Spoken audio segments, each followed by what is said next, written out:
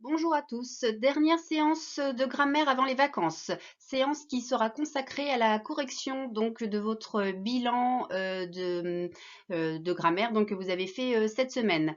Vous reprenez vos feuilles pour pouvoir vous corriger et puis ceux qui ne l'ont pas fait, eh bien vous pouvez encore donc faire ce travail juste avant que je ne corrige. Dans ce premier exercice, vous deviez transformer les phrases négatives en phrases affirmatives et inversement. Alors, première phrase, on ne prend pas de douche avant d'aller dans l'eau. C'était une phrase négative puisque je retrouve donc les deux mots de la négation, hein, mes fameuses lunettes, ne pas ici. Donc, je devais transformer cette phrase en phrase affirmative. On prend une douche avant d'aller dans l'eau. Phrase numéro 2. On ne passe pas par le pédiluve. Donc, c'était de nouveau une phrase négative puisque je retrouve mes deux mots de la négation. Donc, vous deviez la transformer en phrase affirmative. On passe par le pédiluve. Phrase numéro 3. Il faut toujours courir autour du bassin. Donc là, vous aviez une phrase affirmative que vous deviez transformer en phrase négative. Et donc, il fallait aussi changer le mot toujours pour que ça ait du sens. Donc, il ne faut jamais courir autour du bassin. Vous avez transformé toujours en jamais. Et alors, il y en a plein qui ont oublié le petit ne. Si vous n'avez qu'une partie de vos lunettes, ce n'est pas correct. Justement, la forme négative, il y a les deux mots, ces fameuses lunettes. Donc là, c'était ne jamais. Phrase numéro 4. On doit pousser quelqu'un dans l'eau, donc phrase affirmative. À la forme négative, on ne doit pousser personne dans l'eau. Donc de nouveau, il ne fallait pas oublier les deux mots de la négation. Et donc là, j'ai remplacé quelqu'un par personne. Donc ne personne. Les deux mots de la négation. Phrase numéro 5. On saute du bord du bassin. Phrase affirmative que je transforme en on ne saute pas du bord du bassin. Celle-là, en général, elle a été réussie. Et enfin, la dernière phrase, le nageur jette quelque chose dans le bassin, donc phrase affirmative, qui se transforme en le nageur ne jette rien. Donc de nouveau, hein, certains ont oublié le petit mot ne, le premier mot de la négation. Et donc ici, vous remplaciez quelque chose par rien. Le nageur ne jette rien dans le bassin. Donc voilà pour le premier exercice. Dans ce deuxième exercice, vous deviez donc lire le texte, écrire l'infinitif du verbe qui était souligné et encadrer leur sujet.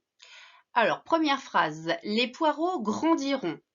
Donc, grandiront, c'était le verbe grandir. Et quel était le sujet, hein, qui est-ce qui grandiront? C'était les poireaux. Alors, je vais les surligner. Les poireaux. Ensuite, puis en avril, ils donneront de la graine. Donc ici, donneront, c'était le verbe donner à l'infinitif. Et qui est-ce qui donneront, hein, c'était le sujet ils au pluriel, donc c'est-à-dire les poireaux. Ensuite, le jardinier prendra cette graine et la sèmera. Donc, vous aviez prendra souligné, c'était le verbe prendre. Et le sujet, c'était qui faisait l'action là, c'est le jardinier. Des jeunes poireaux pousseront rapidement. Donc, pousseront, c'était le verbe pousser. Et le sujet donc de ce verbe pousser, c'était des jeunes poireaux. Hop, voilà. Ensuite, en juin, le jardinier arrachera les petits poireaux. Donc, arrachera, c'était le verbe arracher. Et le sujet ici, qui est-ce qui arrachera? C'était le jardinier. Alors, le jardinier arrachera les petits poireaux et les repiquera bien alignés. Il pourra alors profiter de ces légumes pendant plusieurs mois. Pourra, c'était le verbe pouvoir.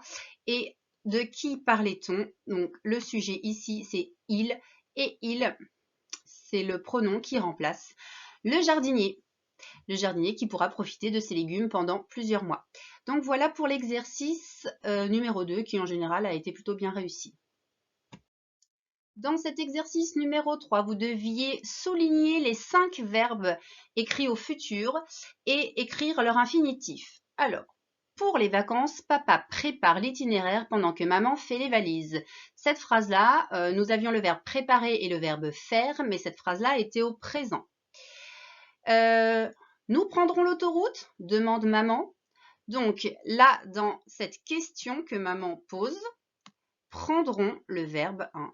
Elle veut savoir si dans le futur, ils prendront l'autoroute. Donc prendront ici, c'était le verbe prendre. Et donc c'était au futur. Oui, nous serons plus tranquilles. Seront ici était également au futur et il s'agit du verbe être. À quelle heure quitterons-nous la maison? Donc quitteront ici hop, est au futur et c'est le verbe quitter. Vers 5 heures du matin, nous verrons bien si on circule mieux à cette heure-là. Nous verrons, donc verront, c'est le verbe voir. Et donc, le 5e verbe, nous passerons peut-être les péages plus vite. Passeront, c'était le verbe passer. Voilà donc pour cet exercice qui a été réussi également. Exercice numéro 4, donc sur la conjugaison des verbes au futur. Alors, le match retour avoir lieu à Paris. Le match retour aura lieu à Paris. Alors, quel est le sujet? C'est le match. Je peux remplacer par il. Il aura lieu à Paris. Donc, la terminaison ici, c'était a. Et donc, le verbe avoir. Il aura lieu à Paris. Les supporters venir nombreux. Les supporters viendront nombreux. Alors, de qui est-ce que l'on parle? Qui est-ce qui viendront? Ce sont les supporters. Les supporters, c'est du pluriel. Je peux remplacer par ils au pluriel. Ils viendront nombreux. Donc, la terminaison ici, c'était ONT. Mais ils ne pouvoir pas avoir tous des bonnes places. Mais ils ne pourront pas tous avoir des bonnes places. Donc, on parle également des supporters, donc ils au pluriel. Mon sujet est au pluriel. Ils ne pourront, donc la terminaison également ONT. Il ne fallait pas oublier les 2 R à pourront. Ensuite, certains être même debout. Certains seront même debout. Donc, de nouveau, certains, ici, le sujet, ça correspond donc aux supporters. Certains supporters seront même debout. Donc, de nouveau, ONT, puisque certains, je peux le remplacer par ils au pluriel. Ils seront même debout. Et d'autres ne voient pas bien derrière les poteaux du stade. Et d'autres ne verront, donc de nouveau ONT, puisque d'autres, c'est d'autres supporters. Alors, j'ai du mal avec mon feutre. Voilà. Donc, d'autres, le sujet ici. D'autres ne verront pas bien derrière les poteaux du stade. Mais quel plaisir de se trouver là. Beaucoup de gens prendre leur billet longtemps à l'avance. Beaucoup de gens prendront leur billet longtemps à l'avance. Donc, prendront de nouveau ONT puisque beaucoup de gens, je peux remplacer par ils au pluriel. Ils prendront leur billet longtemps à l'avance. Donc, voilà pour cet exercice au futur. Nous passons donc à la suite. Exercice numéro 5, exercice de transposition. Vous aviez le texte au présent juste au-dessus comme modèle. À quel pronom était écrit, avec quel pronom était écrit ce texte? Avec le pronom tu. À chaque fois, le sujet dans les phrases, c'était tu. Tu plies tes affaires, tu les poses sur ta chaise, puis tu enfiles, tu enfiles ton pyjama, tu vas dans la salle de bain. Donc, à chaque fois, le sujet, c'était tu. On sait que Monsieur Tu est toujours suivi de son petit chien S.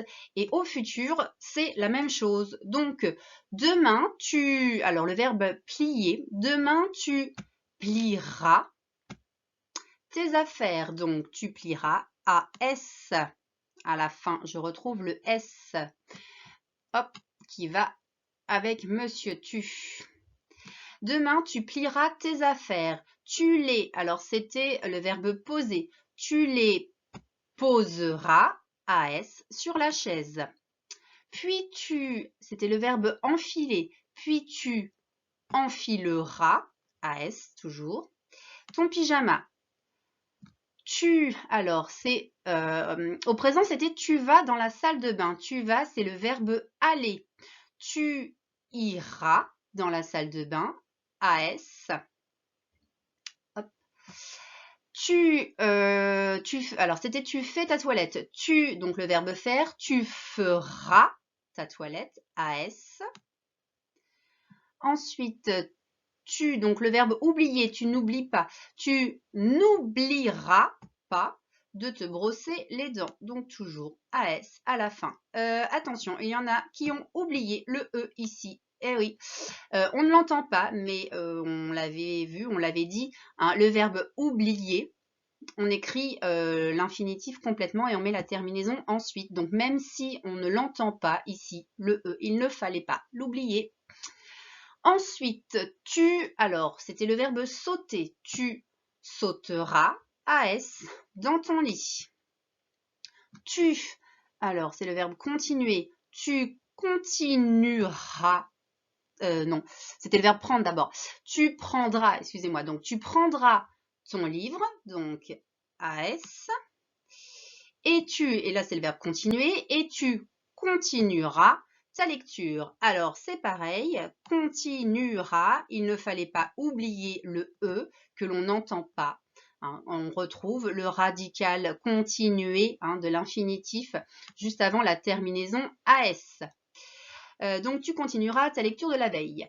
Au bout de quelques pages, alors tu es, c'est le verbe être, tu seras fatigué, donc toujours AS.